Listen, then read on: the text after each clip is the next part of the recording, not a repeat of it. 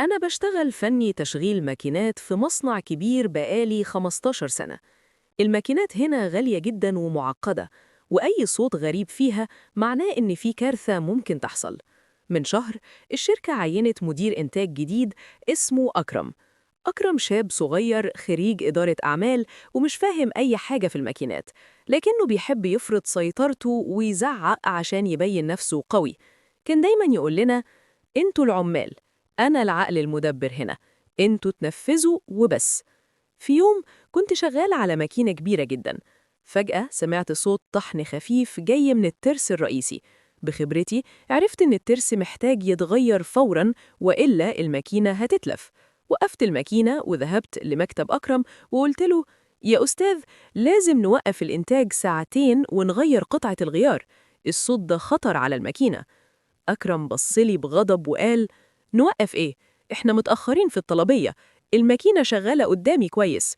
حاولت أشرح له: لو شغلناها كده الترس هيتكسر وهيدمر الموتور. أكرم وقف وصرخ في وشي قدام العمال: اسمع يا محمد، أنا مش بدفعلك عشان تفكر أو تديني نصايح فنية. ارجع مكانك وشغل الماكينة حالا، ولو وقفتها تاني اعتبر نفسك مرفوض. سألته للمرة الأخيرة: يعني أمرك مباشر إني أشغل الماكينة وهي بتطلع الصوت ده؟ قال: أيوة، نفذ الأمر وبطل رغي.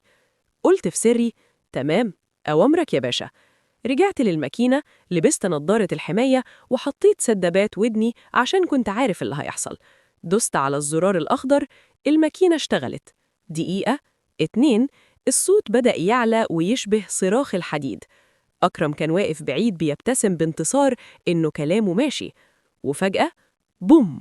صوت انفجار ودخان أسود طلع وقطع حديد صغيرة طارت في الجو. الماكينة سكتت تماماً، الموتور الرئيسي اتحرق. أكرم جه يجري وشه أصفر ومرعوب وصرخ: أنت عملت إيه يا غبي؟ رديت بكل هدوء: نفذت أمرك يا أستاذ، حضرتك قلت لي دوس الزرار الأخضر وما تفكرش، فعملت بالظبط اللي طلبته. صاحب المصنع شاف الماكينة المدمرة وسأل: إيه اللي حصل هنا؟ أكرم حاول يلصق التهمة بيا وقال: محمد أهمل في الصيانة وشغل الماكينة وهي بايظة. لكن المصنع كله مراقب بالكاميرات وكل العمال شهود. رجعنا الكاميرات وصاحب المصنع شاف وسمع أكرم وهو بيزعق.